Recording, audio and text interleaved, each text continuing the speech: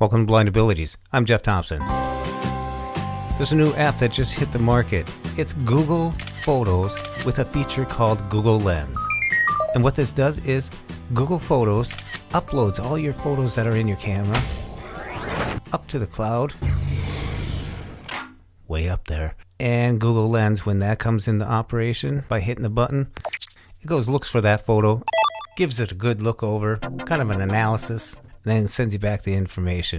Might give it a title, might let you look it up on the web. Kind of interesting. You can take a picture of a book. You can take a picture of an album cover. You can take a picture of a historical building. If it recognizes it, it'll do a little Google search. Remember, this is Google. And wow, there you go. Some information. Kind of cool. Took a picture of my daughter with the Girl Scout cookies. And it came back with Girl Scouts of the USA. Lemonade. Because they were those lemonade, lemon-flavored cookies. They're not very good. Anyways, but when I went to try and search for it, it broke it up into two categories. You got the Girl Scouts of America, and then you got lemonade. So it didn't combine the two and come up with that box of cookies. Okay, I know what you're thinking. You're thinking, this is going to eat up a lot of space on my phone. Probably faster than someone can devour those Girl Scout cookies.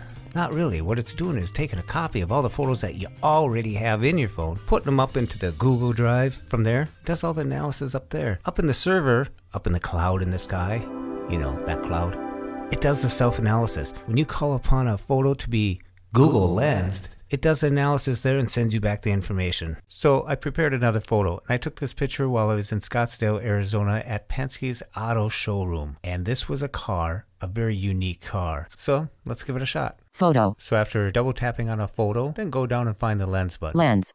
Button. Single finger double tap, and the process begins. Search image on Google. Aston Martin 177. So it did identify the remarkable Aston Martin. And now, after swiping further down the page, search image on Google. Single finger double tap. Search alert. Open with heading. Aha, remember this is Google. So they kind of want you to install the Google Chrome browser. Chrome. Google. Inc. Not installed. Button. Safari. Installed. Button. Single finger double tap. Address. Results for Aston Martin 177. Luxury vehicle. 2015 Jaguar XK. Horsepower. 385 to 550 HP. MPG. Up to 16 city/24 highway.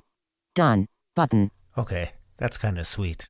And if you feel good about Google Drive having all your photographs up there, you can even eliminate them off your phone. So you're actually opening up more space on your phone. Now, when I took the picture of my business card, by the time I opened up the app and went to the first photo, there it was. So it doesn't take much time at all if you're talking one photo at a time. But like I said, if you have a lot of photos, get going on that upload. That's Google Photos. Download it, get it going, set it up. It's a pretty good app. That's Google Photos. There is one catch.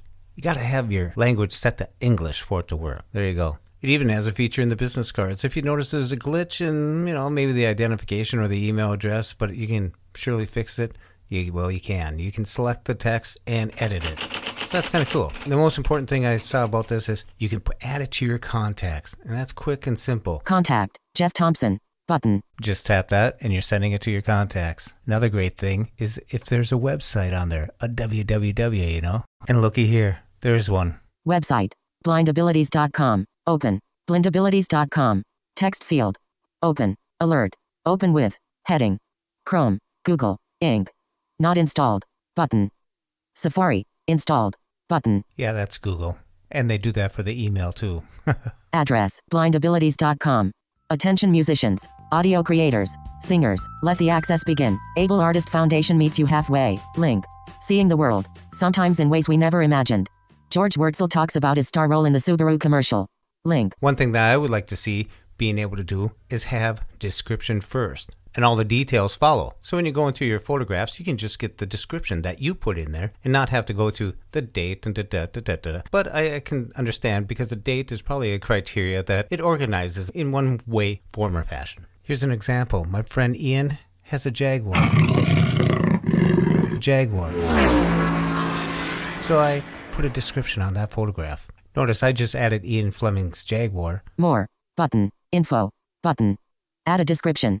Text field. Ian Fleming's Jaguar. But there's a whole bunch of other information that comes with it, and that's how you'll find it. Photo. Landscape. February 19th, 2018 at 11:43 a.m. Ian Fleming's Jaguar. On your photos page. Since I described this photo, I wonder if I searched for a word that was in the description, if it would turn up the photo. And to my surprise, it not only did that, it found a photo that was taken at the same time and of the same object. Ian. Text field. Photo. Landscape. February 19th, 2018 at 11:43 a.m. Ian Fleming's Jaguar. As I mentioned, this is the second photo that it found just because it was taken probably near the same time, but better yet, because of the same object. It's a different angle as well. Photo. Landscape.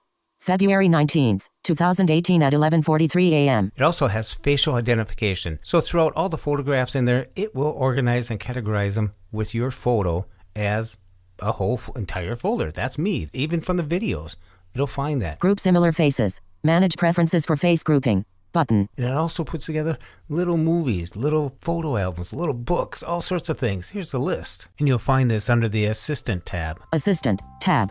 Photo book. Button. Movie. Button. Collage. Button. Animation. Button. Animation from video. I know some of this seems like, well, why do we need this? Well, if you can identify some photos by facial, then you can populate a whole bunch of your photos that you know that's your category. Or you know that this is your grandkids. But another unique little feature is you can share your photos with someone else so they can have access to them. Shared libraries. Automatically share photos with a partner. Button. And another neat thing is, if they have pictures of you that are identified as you, then they can send those to your camera. So this like swap meet of photos can really go big at a family reunion if you're all members of the Google Photos app. Another neat thing is, it'll recognize pets. There you go, dog lovers.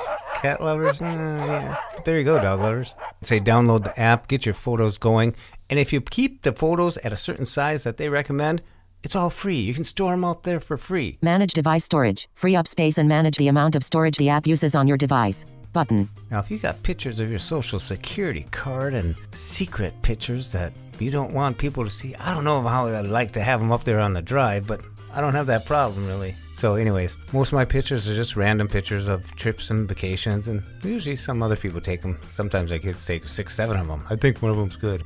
The other thing is when it puts together a video, it takes a snapshot. Say you went to a picnic on one day and all your photos were taken like within the same hour or something like that. Sometimes puts together a little video, a little montage of this, and it plays this music. Kind of cute. You can share it to Facebook, Twitter, whatever you want to do. So check this app out. Get it. I think it's really cool. It's kind of interesting. You can search for photographs. You can categorize them from dates to facials to pets, all sorts of good stuff. Create your own folder. Create your own photo books. You know, it might be something that you sit down with some friends and stuff like that. Some people that can see better, you know, they can help you out. Maybe make a moment of it. And take a few pictures. Make a scrapbook of the scrapbook making people. And while we're at it with Google, they also have an app called Google Scan. And what that does is if you have a bunch of old pictures laying around that are just starting to fade and stuff, whatever, take them, take a picture, it scans it, and it crops it and puts it as a picture. Really cool. So you don't get the tablecloth and all that, and you don't have to trim it and crop it. It does that all for you. You put them all in a folder. It's kind of neat. Thanks for listening. We hope you enjoyed. And until next time, bye-bye. When we share what we see through each other's eyes, we can then begin to bridge the gap between the limited expectations and the realities of blind abilities. The realities of blind abilities. For more podcasts with a blindness perspective, check us out on the web at www.blindabilities.com, on Twitter at blindabilities. Download our app from the App Store, blindabilities, that's 2 words, or send us an email at info@blindabilities.com. Thanks for listening.